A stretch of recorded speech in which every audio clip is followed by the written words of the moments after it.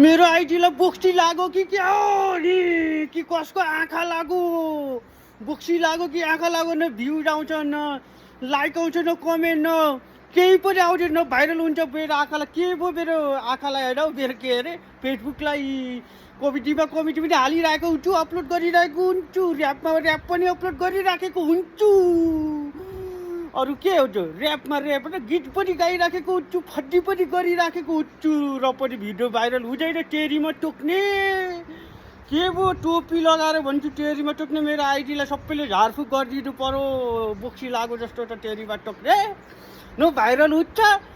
न त केही हुन्छ न लाइक आउँछ न कमेन्ट आउँछ टेरीमा टोक्ने अब मेरो आइडीलाई कसरी हुन्छ केटा हो कि भाइरल गरिदिनु पर्यो कि बोक्सीहरू आँखा लागेको छ अरे सबै झारिदिनु पर्यो टेरीमा टोक्ने भएन यसरी त यो भिडियो मात्रै बनाएर हुँदैन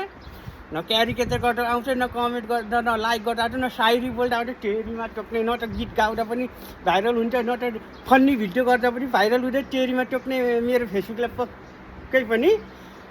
बोक्सी लागेको छ लु बोक्सी छ मेरो भ्युजहरूले मेरो टोपी लगाए जस्तो सबै बोक्सी झारिदिनु पर्यो भाइरलै भएन कि टेरीमा टोक्ने